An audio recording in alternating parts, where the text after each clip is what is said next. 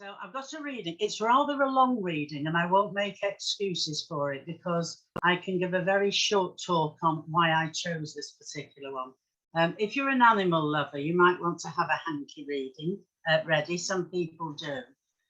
This was a story based on not we the humans who lose our animals, but the human perspective, the dog perspective of losing his master.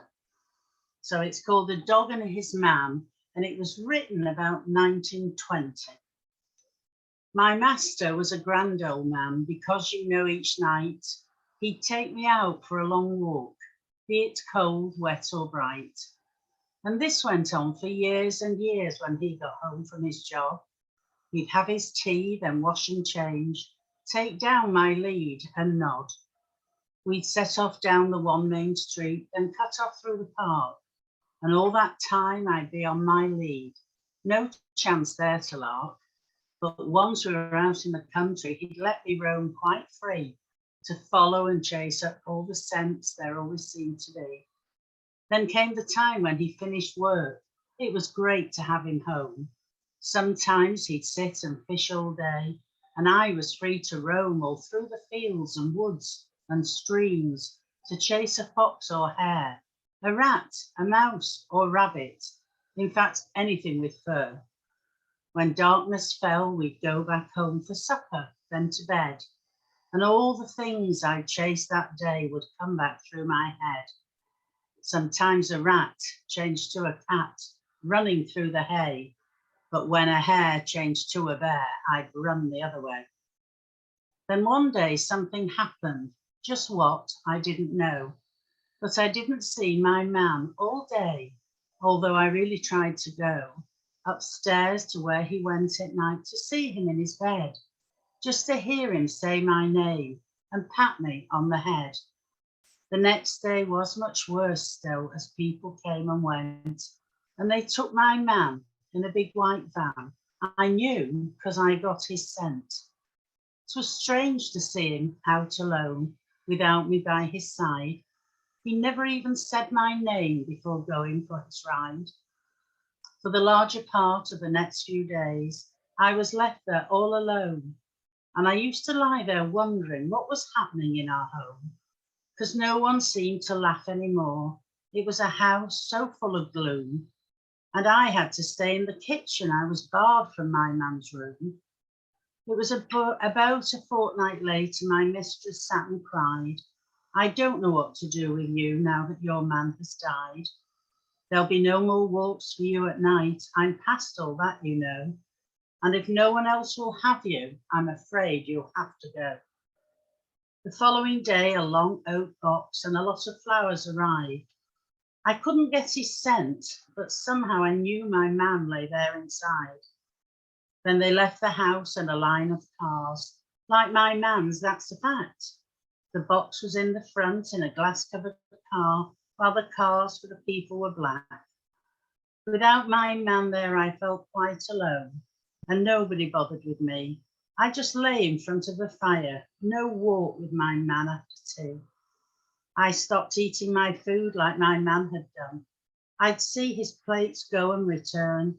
The meat off the plates was thrown to me, the rest on the fire to burn. I didn't last long, 2 weeks, no more. Then I drifted away in the night. And when I woke up, my man was there, hugging and holding me tight. There's no need for a lead in this land, he said. We'll do all the walking we can. It'll be just like it used to be. You're my dog and I am your man. I think it's absolutely exquisite. I was very honoured. When I first started, I was around 33, so I was probably about 35, and I was working in another town, and my friend took me to meet a gentleman who had been in the trenches during the First World War. And while we were there, we were talking, and he talked about how his knowledge of spirit and afterlife made him want to live. All he wanted to do was get back to his wife after the war. That's all he did. And I remember saying to him, well, why did you write this? And there was another one, and they're just exquisite and so full of life. And he said, I used to write them just thinking about my wife, anything that would keep me thinking of her and that I would be able to get back home. And I remember saying to him, could you write poetry before you were in those dreadful trenches in the war? Oh, no, he said, not at all. And he made me appreciate more than anybody else that sometimes at our darkest, saddest hour, our natural soul journey and spiritual gifts just activate. That somehow they bring us closer to those people we have lost and loved. And I know many people who had to, we say, had their animals put to sleep. They'd had to have them euthanized because they weren't well. And if we're animal lovers, it makes us feel horribly guilty. And that I usually send to people and say, but your animals now, they're waiting for you. When you die, you will be able to go and be with it. And I can only imagine for that gentleman, when he came home from that war, his joy, his excitement at being home and seeing his wife. And he did carry on writing poetry after that. And I thought, how marvelous. And we've been through a terrible time with the COVID, but I was born 3 years after the Second World War. And all I remember is the strength of the people, the solidarity, the helping each other, the welcoming people home from abroad, and each family checking up on each other family to make sure that everybody was okay. And I think we lost a lot of that. I believe many of us became quite insular, quite isolated even before COVID. Children don't play on our streets the same anymore as they did when I was a little girl, playing silly games with all the children in the street, because they're all shut in bedrooms with all this stuff going on, aren't they?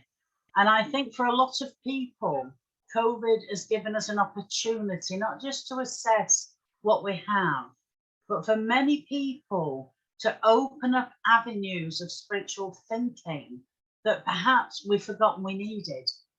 And many people have reached out, and we're hearing a lot of mental health, especially amongst our younger people.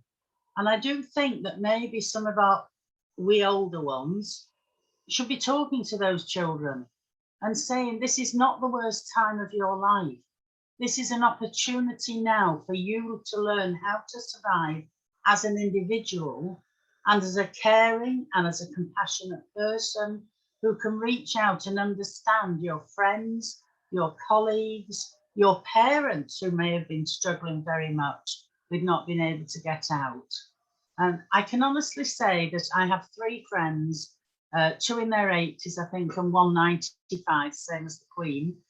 And they've been through the worst times of their lives. They've lost children, nursed mothers and fathers to their death, often lost partners, never, ever complained because they had those wartime strengths. And each one of those 3 in the last 18 months has said, I feel depressed. And they don't know what it is. And it's that pure isolation. And then each one of us have had nice long conversations about spirit being there, watching over us, being able to reach out and touch us. And I just wonder if our pioneers of this fabulous movement had not worked so hard to prove that mediumship was real and genuine, where would many of us be now?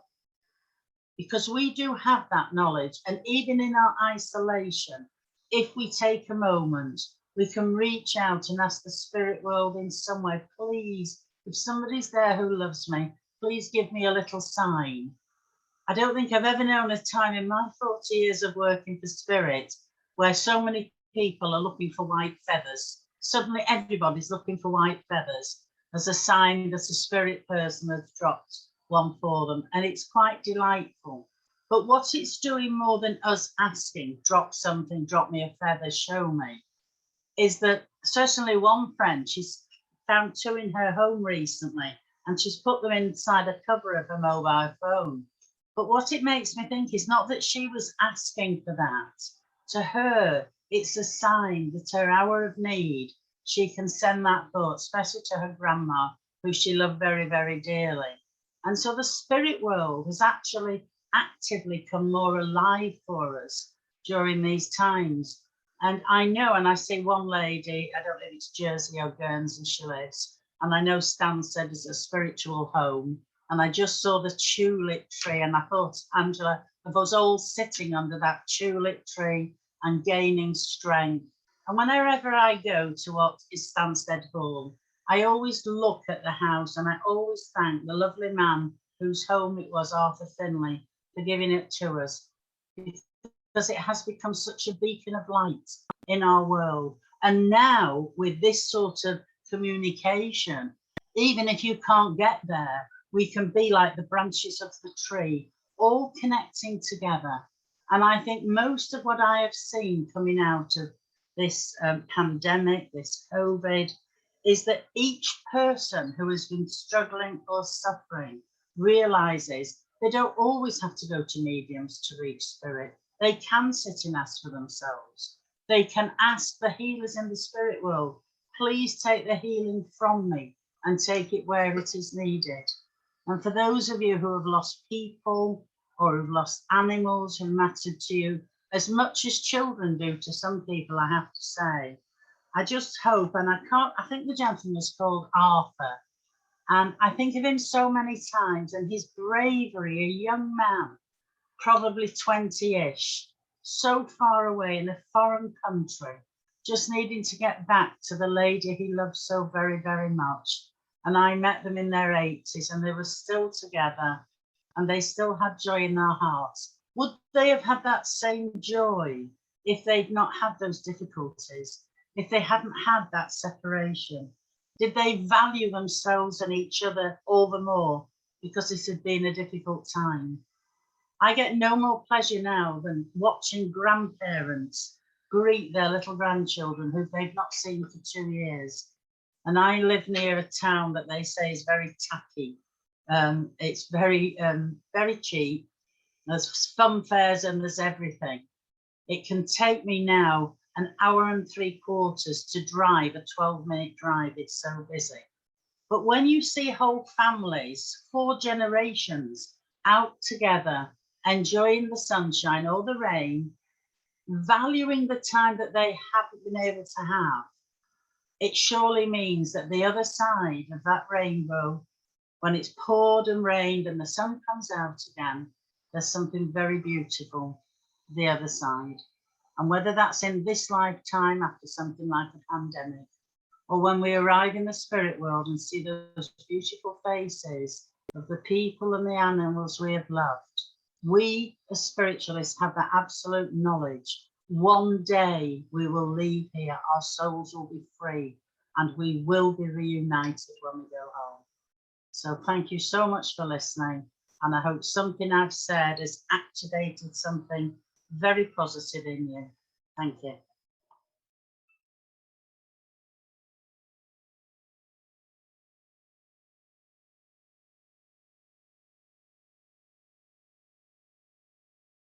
Always so grateful that those from the spirit world have stepped forward.